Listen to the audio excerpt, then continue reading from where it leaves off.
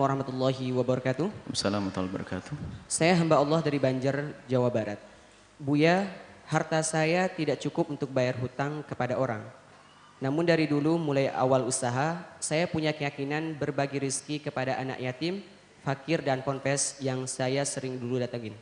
Apakah saya harus berhenti dulu dengan keyakinan saya agar saya kumpulkan rezeki saya untuk bayar hutang? Atau lanjut dengan keyakinan saya dan cukup Allah yang menolong saya untuk bisa bayar hutang? Mohon jawabannya, Bu ya. Baik. Dalam segala amalan harus ada ilmunya. Wa kullu man bi khairi ilmin ya'malu a'maluhu mardudatun la tuqbalu. Semua amal yang tidak pakai ilmu tidak diterima oleh Allah. Baik. Anda punya hutang. Bagi yang punya hutang secara umum, bagaimana jika Anda punya hutang lalu berinfak dan bersedekah? Dan saya keyakinan kalau saya bersedekah nanti akan dibuka rezeki saya. Selama ini mungkin dia berkeyakinan seperti itu. Apakah dia baca dari sebuah bacaan atau omongan seseorang yang dia lagi ngantuk sehingga tidak sempurna dengernya, sehingga diyakini biarpun utang banyak tetap dia bersedekah, maka dengan sedekah nanti akan dibuka oleh Allah, dimudahkan semuanya. Bukan begitu, ilmunya sederhana. Jika Anda punya utang, Anda harus tahu bahwasanya di saat Anda bersedekah, Anda ingin apa? Pahala atau sanjungan dari manusia? Baik, pahala atau sanjungan dari manusia? Baik, kalau pahala berarti Anda kenal Allah. Sekarang pertanyaannya, jika Anda membayar hutang, itu kewajiban. Pahalanya lebih gede daripada Anda bersedekah. Seberapa perbedaannya? Nggak bisa dibandingkan antara Anda sedekah dengan bayar utang. Kalau bayar utang hukumnya wajib, dan kalau Anda menunda jadi dosa. Makanya pahala membayar utang lebih gede. Nggak usah bantu di Al-Bahjah. Karena Anda mendapatkan pahala, inginnya pahala, bayar utangmu. Kalau Anda kemudian setelah itu, kalau saya sedekah bagaimana? Nah, sekarang hukum sedekah infak lagi punya hutang dibedakan. Yang pertama, jika utangmu itu utang yang sudah jatuh tempo, harus kau bayar saat itu, maka di saat itu juga Anda tidak boleh bersedekah. Kalau Anda bersedekah jatuhnya haram, dosa. Utang jatuh tempo. Kalau tetanggamu dengar punya utang 10 juta, anggap saja 1 juta aja dan tidak usah gede-gede. Punya utang 1 juta, hari ini seharusnya dibayar. Tak taunya Anda membantu Al-Bahjah. Ini bantuan untuk maulid 500.000. Tetangga ada ngedumel, kurang ajar, utang belum dibayar, sedekah. Nggak perlu, makanya semuanya pakai ilmu. Jangan sedekah, sedekah, utangnya numpuk. Berarti dia bukan karena Allah, karena pengen disanjung manusia kalau dia sudah banyak sedekah. Atau ilmunya yang salah. Tapi kalau utangnya belum jatuh tempo, bayarnya nanti bulan Sya'ban.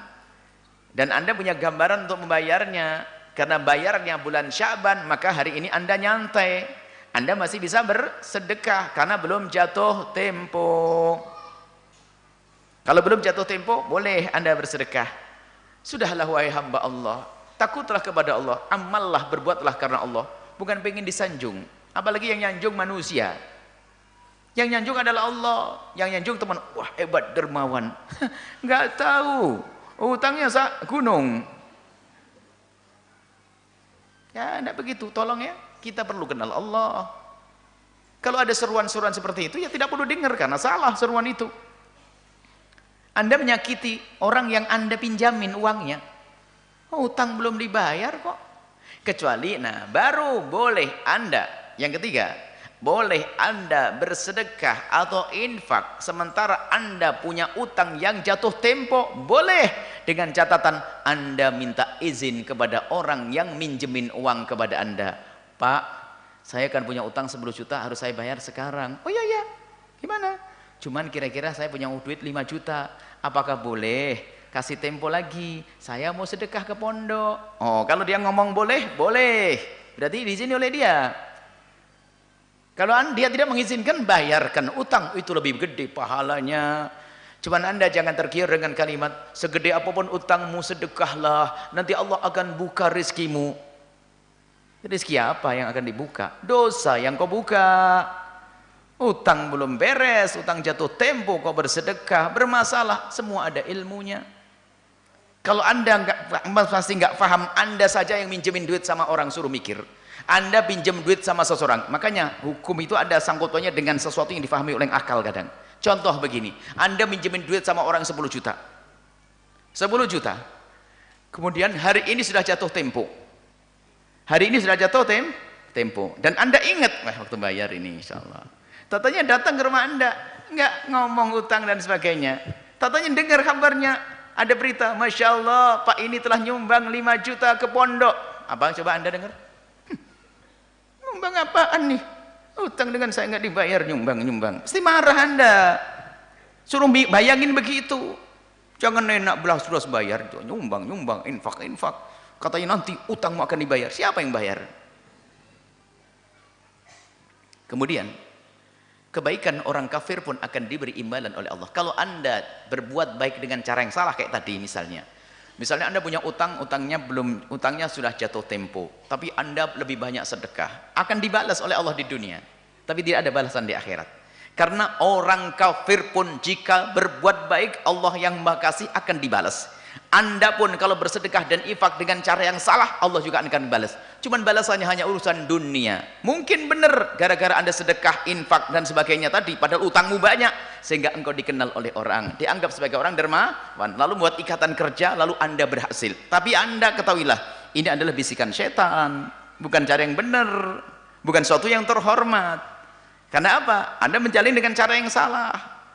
Seperti orang kafir kalau berderma, bagaimana kalau ada orang kafir berbuat baik, sering berderma dan sebagainya? Oh, Allah tidak akan menyanyiakan amalnya, dia akan dibalas cuman di dunia, akhirat nggak dapat.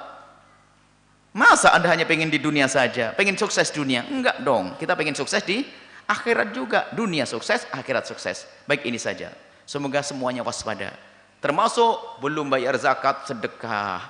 Dan betul kata orang kaya, sedekah lebih mudah daripada bayar zakat. Sebab kalau bayar zakat nggak ada yang menyanjung. Tapi kalau sedekah bisa bangun masjid, bangun pondok, semua orang bisa tepuk tangan, hebat.